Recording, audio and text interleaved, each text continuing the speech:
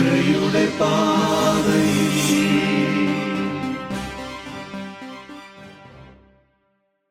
ഈശോ മിശിഹായിക്ക് സ്തുതിയായിരിക്കട്ടെ. ഇപ്പോഴും എപ്പോഴും സ്തുതിയായിരിക്കട്ടെ. എല്ലാ കുഞ്ഞുമക്കൾക്കും സുഖാണോ? സുഖാണല്ലേ? നമ്മളിപ്പോൾ 9 ചാപ്റ്റർ പഠിച്ചു. ഇനി 10ാമത്തെ ചാപ്റ്ററിലേക്ക് നമ്മൾ കടക്കാൻ പോവാം. ഈ 9ാമത്തെ പാഠത്തിൽ നമ്മൾ എന്തൊക്കെ പഠിച്ചേ? ഈശോ നിയമങ്ങൾ പാലിച്ചതിനെ പറ്റിയും എന്തുകൊണ്ടാണ് നമ്മൾ തിരുസഭയുടെ നിയമങ്ങൾ പാലിക്കേണ്ടതെന്നും തിരുസഭയുടെ നിയമങ്ങൾ എന്തൊക്കെയാണെന്നും ഒക്കെ നമ്മൾ പഠിച്ചു ഇല്ലേ? ഇനി അടുത്ത പാഠത്തിലേക്ക് നമ്മൾ കടക്കുന്നതിന് മുമ്പ് ഒന്ന് പ്രാർത്ഥിച്ചാലോ? കുഞ്ഞുമക്കളെല്ലാം ഒന്ന് എഴുന്നേറ്റേ, ഒന്ന് കൈകൂപ്പി പിടിച്ചേ, കണ്ണടച്ചേ. നല്ല കുഞ്ഞുണ്ണി ഈശോയെ, അങ്ങയെ ഞങ്ങൾ സ്നേഹിക്കുന്നു. ഞങ്ങളുടെ ഹൃദയങ്ങളെ അങ്ങയുടെ തിരുമുൻപിലേക്ക് ഞങ്ങൾ സമർപ്പിക്കുന്നു. നല്ല കുഞ്ഞുങ്ങളായി, വിശുദ്ധിയുള്ള കുഞ്ഞുങ്ങളായി ജീവിക്കുവാൻ അങ്ങയുടെ പരിശുദ്ധാത്മാവിനെ ഞങ്ങളിലേക്ക് അയക്കണമേ. ഞങ്ങൾ വഴി നടക്കുന്ന എല്ലാ മേഖലകളിലും ഞങ്ങളുടെ എല്ലാ പ്രവർത്തനങ്ങളിലും അങ്ങയുടെ പരിശുദ്ധാത്മാവിൻ്റെ ശക്തി ഞങ്ങൾക്ക് പ്രദാനം ചെയ്യണമേ. നിത്യം പിതാവും പുത്രനും പരിശുദ്ധാത്മാവുമായ സർവേശ്വരായ എന്നേക്കും ആമേൻ. എല്ലാവരും കണ്ണു തുറന്നോളൂ, ഇരുന്നു. നമ്മൾ ഇനി അടുത്ത പാഠത്തിലേക്ക് കടക്കാൻ പോവുക. എല്ലാവരും പേജ് നമ്പർ 45 എടുത്തേ. അവിടെ നിങ്ങൾ എന്താ കാണുന്നേ? ഈശോയുടെ മാമോദീസയാണ് കാണുന്നത്. ഈശോയുടെ അടുത്ത് ആരുണ്ട്? സ്നാപക യോഹന്നാനുണ്ട്. സ്നാപക യോഹന്നാൻ ഈശോയ്ക്ക് മാമോദീസ നൽകുന്ന ഒരു ചിത്രമാണ് നിങ്ങൾ കണ്ടത്. അതിന് മുകളിലേക്കൊന്ന് നോക്കിക്കേ. അവിടെ നിങ്ങൾ പാഠത്തിൻ്റെ പേര് കണ്ടോ? അവിടെ എന്താ കണ്ടേ? ആത്മാവിനാൽ അഭിഷിക്തനായ ഈശോ. ആത്മാവിനാൽ അഭിഷിക്തനായ ഈശോയെക്കുറിച്ചാണ് നമ്മളിപ്പോൾ പഠിക്കുന്നത്. ടീച്ചർ ഇപ്പോൾ പ്രാർത്ഥിച്ചപ്പോൾ ഒരു പേര് പ്രത്യേകം എടുത്ത് പറഞ്ഞായിരുന്നു. ആരോടാ പ്രാർത്ഥിച്ചേ? ആരെ അയക്കണമെന്നാണ് ടീച്ചർ പറഞ്ഞത്? പരിശുദ്ധാത്മാവിനെ അയക്കണമേ എന്ന് ഈശോയോട് നമ്മൾ പ്രാർത്ഥിച്ചു അല്ലേ? ഈ പരിശുദ്ധാത്മാവ്? പരിശുദ്ധാത്മാവ് നമ്മൾ എന്നും പ്രാർത്ഥിക്കും. പിതാവും പുത്രനും പരിശുദ്ധാത്മാവുമായ ത്രിയേക ദൈവമേ എന്ന് നമ്മൾ പ്രാർത്ഥിക്കാറുണ്ട്. നമ്മുടെ ദൈവം ത്രിയേക ദൈവമാണ്. ഈ ത്രിയേക ദൈവത്തിലെ 3ാമത്തെ ആളാണ് പരിശുദ്ധാത്മാവ്. 1ാമത്തെ ആളാരാ? പിതാവായ ദൈവം. 2ാമത്തെ ആളോ? പുത്രനായ ദൈവം.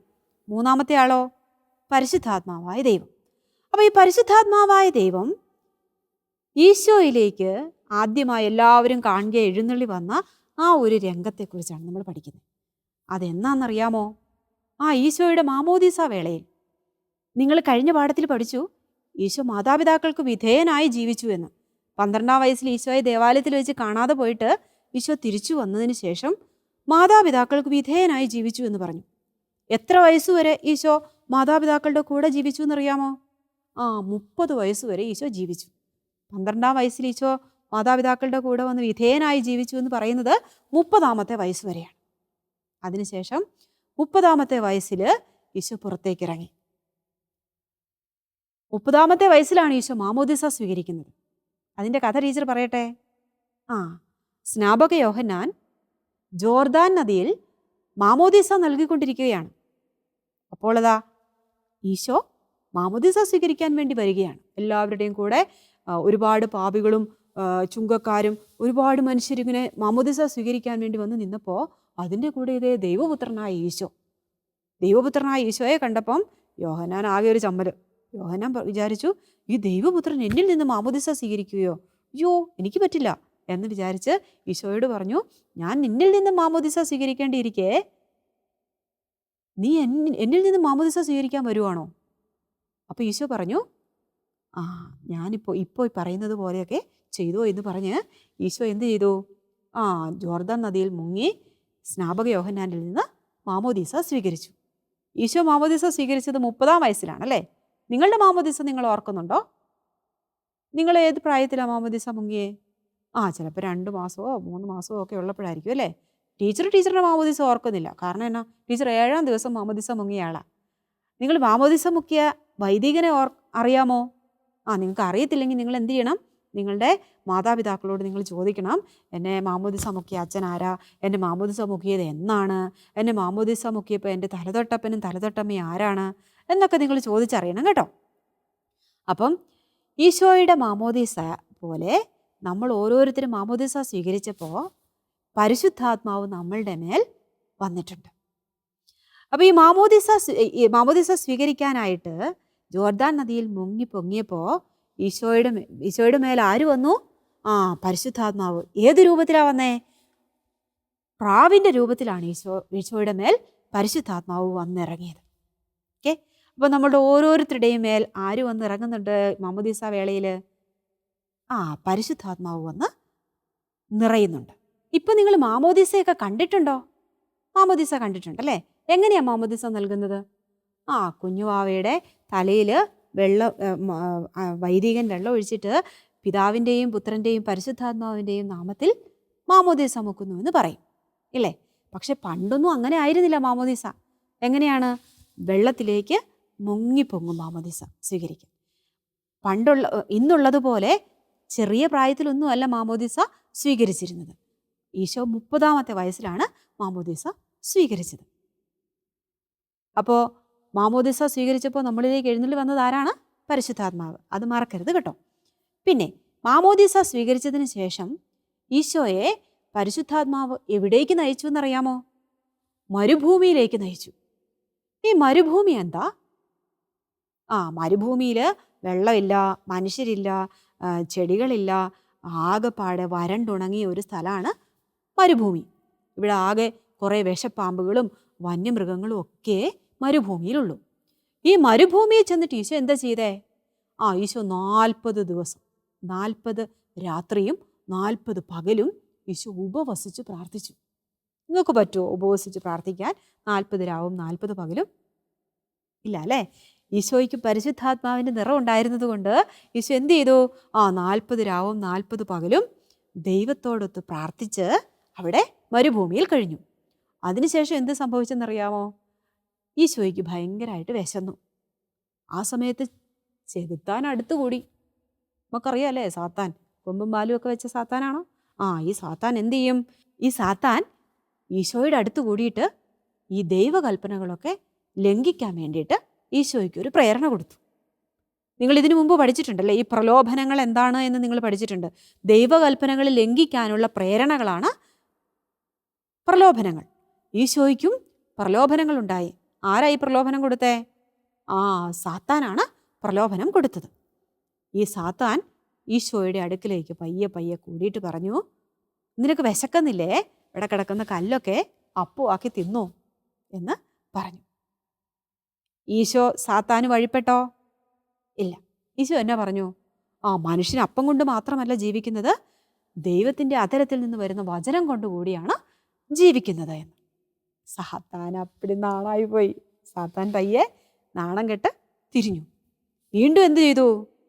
വീണ്ടും ഈശോയെ ഒന്ന് പരീക്ഷിക്കാൻ വേണ്ടിയിട്ട് ഈശോയെ ദേവാലയത്തിൻ്റെ അഗ്രത്തിൽ കയറ്റി, വലിയ ദേവാലയത്തിൻ്റെ മുകളിൽ കയറ്റി നിർത്തിയിട്ട് ഈശോയോട് പറഞ്ഞു, ഈ താഴേക്ക് നീ അങ്ങ് ചാടിക്കോ. നീ ദൈവപുത്രനല്ലേ, നിന്റെ കാലൊന്നും തട്ടാതിരിക്കാൻ മാലാഖമാർ നിന്നെ കരങ്ങളിൽ വഹിച്ചോളും. ഈശോ അതിന് വഴിപ്പെട്ടോ? ചെകുത്താൻ്റെ വാക്കുകൾക്ക് വഴിപ്പെട്ടോ? ഇല്ല. ഈശോ എന്നെ തിരിച്ചു പറഞ്ഞെന്നറിയാവോ? നിന്റെ ദൈവമായ കർത്താവിനെ പരീക്ഷിക്കരുത് എന്നുകൂടി എഴുതപ്പെട്ടിരിക്കുന്നു. വീണ്ടും ചെകുത്താൻ ആകെപ്പാടെ നാണം കെട്ടു. എന്നിട്ട് എന്ത് സംഭവിച്ചു? വീണ്ടും സാത്താൻ വിട്ടുപോയില്ല ഈശോയെ വലിയൊരു മലയുടെ മുകളിലേക്ക് കയറ്റിയിട്ട് ആ പ്രദേശത്ത് കണ്ട എല്ലാ പട്ടണങ്ങളും, ലോകത്തിലെ എല്ലാ പട്ടണങ്ങളും വലിയ രാജ്യങ്ങളും ഒക്കെ കാണിച്ചു കൊടുത്തിട്ട് പറഞ്ഞു, നീ എന്നെ ഒന്ന് ആരാധിച്ചാൽ മതി, ഈ സ്ഥലങ്ങൾ മുഴുവൻ, ഈ ലോകം മുഴുവൻ നിനക്ക് തന്നേക്കാന്ന് പറഞ്ഞു. ഇവനെ ആരാധിച്ചില്ലെങ്കിലും ആരുടേതാണ് ഈ ലോകം മുഴുവൻ? ഈശോയുടേതാണല്ലേ. അപ്പോൾ ഈശോയ്ക്ക് ഇവനെ ആരാധിക്കേണ്ട ആവശ്യമുണ്ടോ? ഇല്ല. ഈശോ ഇവനോട് പറഞ്ഞു, സാത്താനെ നീ ദൂരെ പോ. എന്നാ പറഞ്ഞു? സാത്താനെ നീ ദൂരെ പോ, നിന്റെ ദൈവമായ കർത്താവിനെ ആരാധിക്കണം, അവനെ മാത്രമേ പൂജിക്കാവൂ എന്ന് എഴുതപ്പെട്ടിരിക്കുന്നു. നമ്മൾ ദൈവകൽപ്പന പാലിച്ചതാണല്ലേ. 1-ാമത്തെ കൽപ്പന ഏതാണ്? നിന്റെ ദൈവമായ കർത്താവാണ് ഏക കർത്താവ്, ഞാനല്ലാതെ മറ്റൊരു ദൈവം നിനക്കുണ്ടാകരുത് എന്ന് പിതാവായ ദൈവം പറഞ്ഞിട്ടുണ്ട്. അപ്പോൾ ഈശോ എന്ത് പറഞ്ഞു? നിന്നെയൊന്നും അല്ല ആരാധിക്കേണ്ടത്, ദൈവത്തെയാണ് ആരാധിക്കേണ്ടത്. സാത്താനെ അവിടെ നിന്ന് ഓടിച്ചു വിട്ടു. സാത്താൻ വാലും പൊക്കി ഓടിപ്പോയി. സാത്താൻ പിന്നെ ഒരിക്കലും ഈശോയുടെ അടുത്തേക്ക് പ്രലോഭിപ്പിക്കാൻ വേണ്ടിയിട്ട് വന്നിട്ടില്ല. അപ്പോൾ ഈ ഈശോ പിശാചിനെ ഓടിക്കാൻ ശക്തി എവിടെ നിന്നാണ് കിട്ടിയേ? ഈശോയുടെ ഉള്ളിൽ ആരുണ്ടായിരുന്നു? പരിശുദ്ധാത്മാവ് ഉണ്ടായിരുന്നു, അല്ലേ? ഈശോ പരിശുദ്ധാത്മാവിനാൽ ശക്തി പ്രാപിച്ചത് കൊണ്ടാണ് ഈശോയ്ക്ക് പിശാചിനെ ഓടിച്ചു വിടാൻ പറ്റിയത്. നമ്മുടെ ജീവിതത്തിൽ പ്രലോഭനങ്ങളൊക്കെ ഉണ്ടാകാറുണ്ടോ? ഉണ്ടാകാറുണ്ടല്ലേ? നമ്മുടെ ചേച്ചിയുടെയോ ചേട്ടൻ്റെയോ അല്ലെങ്കിൽ നമ്മുടെ കൂട്ടുകാരുടെയോ ഒരു നല്ല പേന കാണുമ്പോൾ അത് പയ്യൊന്ന് മോഷ്ടിക്കാൻ നമുക്ക് ആഗ്രഹം തോന്നാറില്ലേ? ഉണ്ടല്ലേ? പിന്നെ നമുക്ക് ഇഷ്ടമില്ലാത്ത കൂട്ടുകാരനെ നമുക്കൊന്ന് അടിക്കാൻ തോന്നാറുണ്ടല്ലേ? പിന്നെ മാതാപിതാക്കളെയൊക്കെ അനുസരിക്കാതെ കൊതി നടക്കാൻ നിങ്ങൾക്ക് ആഗ്രഹം തോന്നാറില്ലേ? അങ്ങനെയൊക്കെ തോന്നാറുണ്ടല്ലേ? ഈ പ്രേരണകളൊക്കെ ആര് തരുന്നതാ? ചെകുത്താൻ തരുന്നതാ, സാത്താൻ തരുന്നതാ, അല്ലേ? നമുക്കൊരിക്കലും സാത്താൻ്റെ ഇഷ്ടങ്ങൾക്ക് വഴിപ്പെടണോ? പാടില്ല. സാത്താൻ പറയുന്നത് കേൾക്കണോ? ഈശോ പറയുന്നത് കേൾക്കണോ? ഈശോ പറയുന്നത് കേൾക്കണം. അപ്പോൾ ഈശോ പറയുന്നത് കേൾക്കണമെങ്കിൽ നമുക്ക് എന്ത് വേണം? പരിശുദ്ധാത്മാവിൻ്റെ ശക്തി വേണം. അപ്പോൾ ഇന്നു മുതൽ എല്ലാ ദിവസവും നിങ്ങൾ പരിശുദ്ധാത്മാവിന് വേണ്ടി പ്രാർത്ഥിക്കുമോ? പരിശുദ്ധാത്മാവിന് വേണ്ടി പ്രാർത്ഥിക്കും. അപ്പോൾ നമ്മൾ ദൈവകൽപ്പനകൾ പാലിക്കണമെങ്കിൽ, നമുക്ക് നല്ല വിവേകവും ബുദ്ധിയും ഒക്കെ വേണമെങ്കിൽ എന്തു ചെയ്യണം? നല്ല കുഞ്ഞുങ്ങളായി ജീവിക്കണമെങ്കിൽ എന്തു വേണം? പരിശുദ്ധാത്മാവ് വേണം. അപ്പോൾ നിങ്ങളെല്ലാവരും ഇന്നു മുതൽ എന്തിനു വേണ്ടി പ്രാർത്ഥിക്കും? പരിശുദ്ധാത്മാവിന് വേണ്ടി പ്രാർത്ഥിക്കും. അപ്പോൾ എല്ലാവരും ഒന്ന് കൈകൾ കൂപ്പിക്കേ, കണ്ണടച്ചേ. നല്ല ഈശോയെ, അങ്ങയുടെ പരിശുദ്ധാത്മാവിനെ ഞങ്ങളിലേക്ക് അയക്കണമേ. മാമോദീസാ വേളയിൽ അങ്ങയുടെ മേൽ പരിശുദ്ധാത്മാവ് എഴുന്നള്ളി വന്നതുപോലെ ഞങ്ങളിലേക്കും പരിശുദ്ധാത്മാവ് എഴുന്നള്ളി വന്നു എന്ന് ഞങ്ങൾ അറിയുന്നു. ഞങ്ങളിലേക്ക് വന്ന ഈ പരിശുദ്ധാത്മാവിനെ ഒരിക്കലും ഞങ്ങളിൽ നിന്ന് എടുത്തു മാറ്റരുതേ. പരിശുദ്ധാത്മാവിൻ്റെ ശക്തിയാൽ നല്ല കുഞ്ഞുങ്ങളായി ജീവിക്കാൻ വേണ്ട അനുഗ്രഹം ഞങ്ങൾക്ക് ഓരോരുത്തർക്കും നൽകണമേ. നിത്യം പിതാവും പുത്രനും പരിശുദ്ധാത്മാവുമായ സർവേശ്വര എന്നേക്കും ആമേൻ. ഈശോ മിശിഹായിക്ക് സ്തുതിയായിരിക്കട്ടെ.